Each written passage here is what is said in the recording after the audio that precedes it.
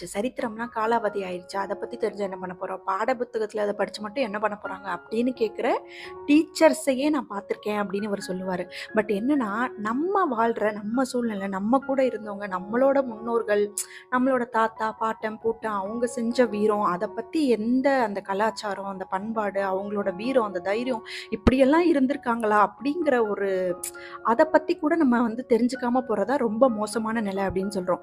எங்கேயோ ஹாங்காங் சினிமாவுல நடிச்சிட்டு இருக்க ஜாக்கி சான் வந்து நம்ம ஊர் சின்ன கிராமத்துல இருக்க ஒரு தாத்தாக்கு கூட ஏதோ பரிச்சயமான ஒருத்தரா மாறிட்டாரு. ஆனா நம்ம கூடவே வாழ்ந்து இவ்ளோ பெரிய ஒரு வீரரான நம்மளோட ஒரு என்ன சொல்றது, ஒரு வீர தியாக உணர்வு கொண்ட வீரபாண்டியன் வீரபாண்டியன் இல்ல, எத்தனையோ பேர் அவங்க பேர் கூட நமக்கு இன்னும் தெரியாம போயிடுச்சு அப்படின்னு சொல்லியிருப்பாரு.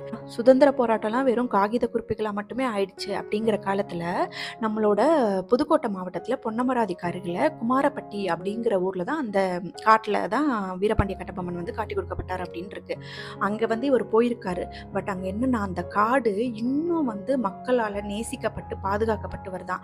இந்த காடை வந்து இவர் பார்க்கணும் அப்படின்னு சொல்றப்போ ஒரு தாத்தா வந்து இவருக்கு இன்ஸ்ட்ரக்ஷன் கொடுத்துக்கிட்டே இருந்தாராம். தம்பி உள்ள போகணும், நீ பாட்டுக்கு வரணும், அங்கிருந்து ஒரு சுள்ளிய கூட நீ உடைக்க கூடாது, ஒரு மர கிளைய கூட ஒரு இலைய கூட நீ பறிக்க கூடாது அப்படின்னு சொல்லி அந்த காடை வந்து இன்னும் அவங்க அவ்வளோ லவ் பண்ணி அவ்வளோ பாதுகாத்துட்டு வராங்களாம். அதுக்கப்புறம் அந்த காட்டுக்குள்ள வந்து ஒரு சின்ன காட்டு கோயில் இருக்கு. அங்கதான் வீரபாண்டிய கட்டபொம்மன் வந்து வழிபட்டிருப்பாரு அப்படின்னு சொல்லி மக்கள் இன்னும் நம்புறாங்களாம். அந்த காட்டுல இன்னும் மயில் இதெல்லாம் உள்ள போயிட்டு தான் இருக்கான். பட் அதுல யாரு போனாலும் அந்த காட்டுக்கு எந்த டேமேஜும் பண்ணக்கூடாது, யாரும் அதுக்குள்ள போகக்கூடாதுன்னு சொல்லி மக்கள் இன்னும் அதை பாதுகாத்துட்டு தான் வராங்க. அது வந்து ஒரு சின்ன கிராமம், 100க்கும் கம்மியாக தான் வீடுகள்லாம் இருக்கு.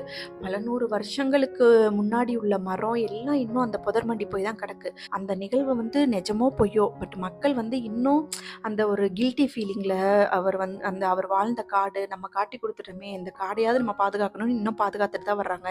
அது ஒரு நெகிழ்வா இருந்துச்சு. அந்த காட்டி கொடுத்த பரம்பரையோட வீடு வந்து இன்னும் சிதை கொண்டு தான் இருக்கான். அவங்களோட ஜெனரேஷன்ஸ் யாருமே இந்த ஊர்ல இன்னும் இல்ல. காலத்துல சிவகங்கை ஜமீனுக்கும் புதுக்கோட்டை சமஸ்தானத்துக்கும் எல்லையா இருந்ததா இந்த காடாம். ஸோ எப்படினாலும் நம்ம வந்து இதுல போய் இந்த காட்டுல போய் ஒளிஞ்சிருந்தா ஒண்ணு நம்மள வந்து வெள்ளையர்கள் பிடிக்கும்போது நம்ம ஈஸியா தப்பிச்சிடலாம் அப்படிங்கிறதுக்காக கூட நம்மளோட வீரபாண்டிய கட்டபொம்மன் அங்க போய் ஒளிஞ்சிருக்கலாம் அப்படின்னு சொல்றாங்க.